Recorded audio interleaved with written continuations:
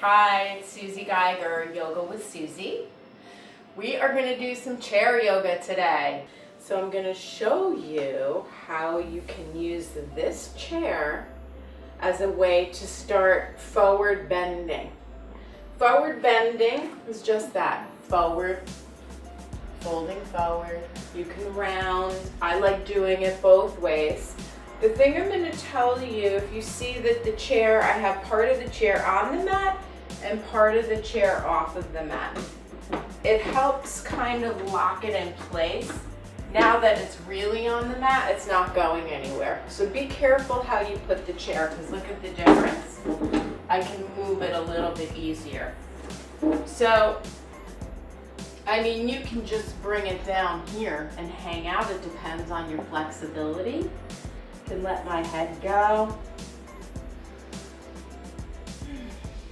I always like to breathe. I had a teacher once tell me that gravity and your breath will take you deeper into the yoga pose if you just hang out and don't force it.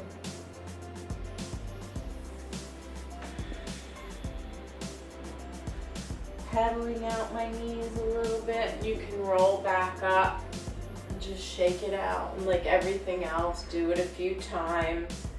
Maybe take yourself down. So this time, rather than rounding, I'm hoping you can see the difference where my back is called flat back in yoga. And it's really like a literal flat back. And look at the difference. So here would be my flat back. Here's me rounding. So I'm hoping there's a difference. This is kind of comfortable. I've never done that before. And again, you might have to be way up here, or you can grab a block and put a block or a pillow on the chair. I mean, prop it up, make yourself really comfortable. The only one you need to find the right practice for is you. So again, you're not trying to look just like me. I'll take myself back down. You can do the pedaling here. You can even bend one knee and straighten the other and just hang out. Take it to the other side. Maybe just let it go and relax.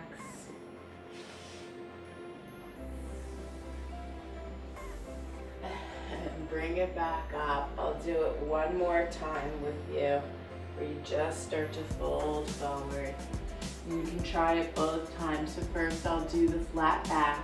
When I do this version of the forward bending, I feel it more on the upper part of the backs of my legs. When I round forward, I feel it travel a little bit more. Finally, if I really straighten and lift my toes, I'll feel it more in the back of my calves. If you feel it in other places, generally that just means you're tight in those areas. So as you're moving through these videos, whichever ones you're doing of mine, if I say the intended area of stretch is the backs of your legs and you're feeling it in your back, chances are there's stuff in your back that's not happy. So it's telling you that by the feelings that you're having. So flat back versus just hanging out, letting it go. A pillow would feel really good here, by the way. I love the pedaling, so I'll do it again. And then you can come up and you can repeat that a few times. Forward bending is a really relaxing pose. I've read in many articles and studies that forward bending is great if you have insomnia or you need to relax. Get a comfortable seat.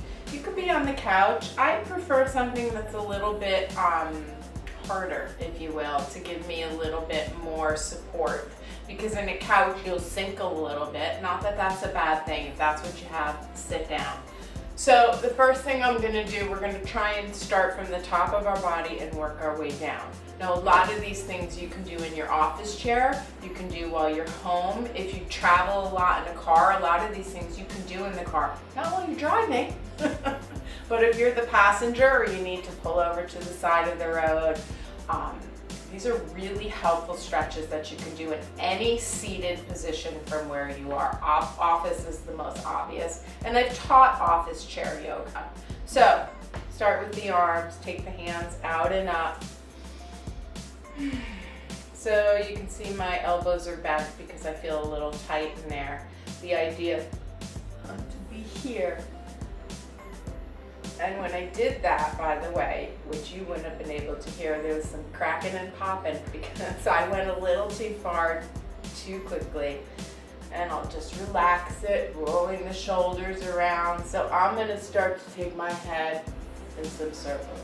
So this thing I see a lot when people are doing head circles is getting their whole body into it. And while that's okay, that's not the intention. So I'm gonna sit back in the chair so I have some support. I'm gonna keep my hands here to remind myself to just move from my neck.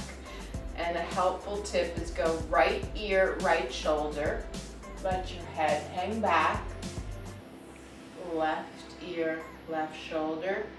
Chin to chest. And now I'm using those 4 points. And you can see I'm not really moving anything else now. If it's okay to let your hands go, let your hands go.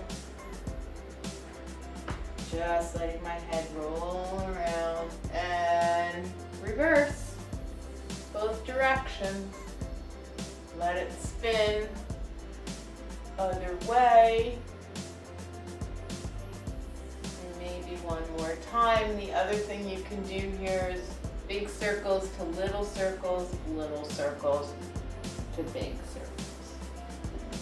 And then I'll take my hands back out and up. And it already feels, I think my arms, I can't see it, you guys can, that my arms feel like they're a little bit straighter because I'm starting to get some of that stretch and release in this upper part of my body. And I'll start and take a little twist. I think twisting is one of the best things you can do for your back, especially when you're seated so long. This mid part of your back gets really tight. So you can see that twisting motion gives that part of my body. I do this all the time. I live in New York City and I'm on the subways a lot. And if you see some lady doing this on the subway, it's probably me. And I'll come back to center and take the arms back out and up.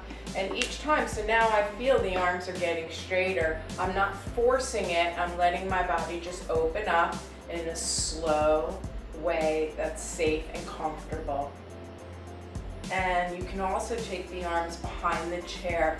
And you can see how then, what I see a lot of people is do this, especially when you're at your desk all day, taking your arms back, and I'm going to turn the chair to the side so you can see how that really, and if you can't bring your arms back that way, just stand up or scooch forward, and then you can bring your arms back, and you can take the arms back out and up. And now I'm ready to isolate sides because I feel not only that my arms are able to straighten now easily, but I'm not scrunching here. So I can take the arms back, just breathing into it, taking it up and over to the other side. Good, letting it go. You can also take the right hand behind your back, left hand on the right side of your head, bringing my head over to the left side. I'm trying not to tuck my chin or let my head come back. I'm trying to have my head in the same line as my shoulders, along that same plane. And then I'll do the other side. Roll my shoulders around. Right under left. This is eagle arms in yoga. Keep the elbows together. Bend at the elbows. Lift elbows up. You can turn also side to side. In between, you can take your arms back up and even then take them back again behind your back. And then switch, taking left under right, bending at the elbows, lifting elbows up to shoulder height. If that feels okay to turn your head side to side. If it's too intense for you, don't do it. You can also go ear, which for me is more intense, so I'm much slower. and cautious when I move my head to the side. This side is always more intense for me. And let it go. So I'm just gonna do quickly rolling my head. See where I'm at, rolling my shoulders. These are all the things we've just done. Take your arms overhead, take your arms behind your back, and now you've really gotten a lot of stretch in your neck, the upper part of your shoulders, the upper part of your back, and now we'll twist and hang out with the twist. So now we're working our way down the back. I like taking my hand behind the chair. I have my left hand on the outside of the chair, and I'm twisting around. You can also cross your hands over your chest. It's gonna feel like a smaller movement, but the intended area of stretch here is your back. So when I take this arm back, it might feel like I'm going deeper here, but it's really just in my shoulder. So I try and hang out when I do it this way. Just hang out, and I'll go pretty deep if I just hang out here. And then if you really like that arm behind, go for it. I do feel a little bit more intensity back here. And then I'm gonna switch sides. I'm gonna start here, but if you really like it this way, go for it.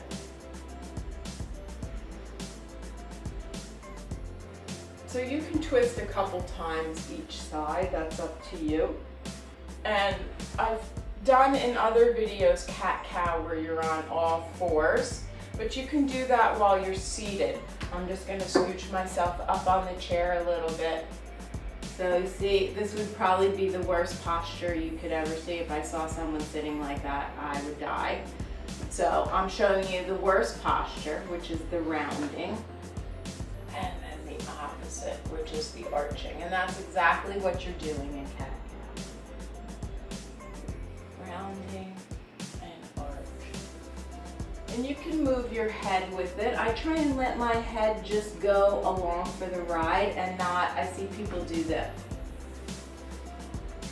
But you see my back isn't really moving as much as if I just leave my head out of it. My head's just following along because it is at the end of my spine. Do a few more rounds of that. Maybe even take another twist in between. There's not enough twisting you can do if you're sitting in an office chair all day. I tell people get up once an hour for a minute or two, move around, get everything moving in your body, and then do some of these stretches. So we're gonna now go down, we've now worked our way down our back. If you take your ankle over your knee might be really far up if this feels really tight. So in the beginning, maybe you just gently start to push that down. If you need more, because you're not really feeling anything here, it would be starting to lean forward into it. And that's where I feel it, and I actually am going to pull back on it a little bit because I'm not going for the biggest sensation.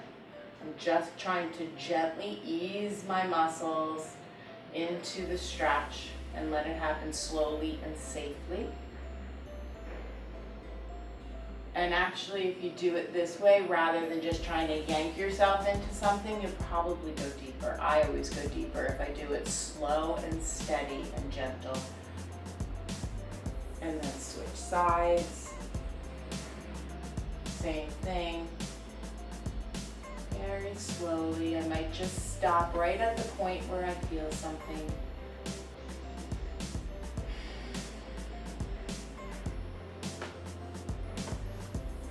And I'm not going to push and just hang out and see where I go if I just relax and let gravity and my breath take me.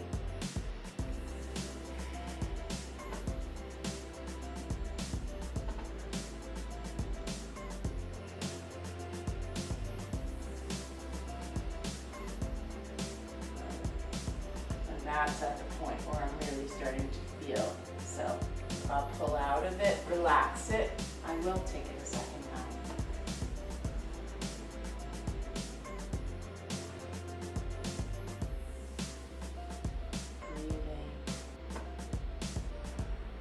coming just to the point where I feel the stretch. And I'm going to try one more time on this side. This is always my more intense side. I always talk about maybe giving the the side that feels more or feels more aches and pains a little bit more attention, because it generally needs a little bit more attention. And this side, just from doing that little bit, from that first time I did it to now, feels like I've gone a little bit deeper, but I didn't push myself to do it. And then you can also do a calf stretch here by coming at the edge of your chair, putting the heel of your foot, I'm really flexing this foot. And then you'll get a little bit of the back of the leg. It's hard to get into the top part of the back of the leg while you're seated, so you can't really do it in any way that I know. So I'll do it like this. And then I'll switch sides. And you can start to lean forward, but you have to be careful. You notice I'm holding on to the chair. So as I lean forward, I don't want to fall off the chair while I'm doing it.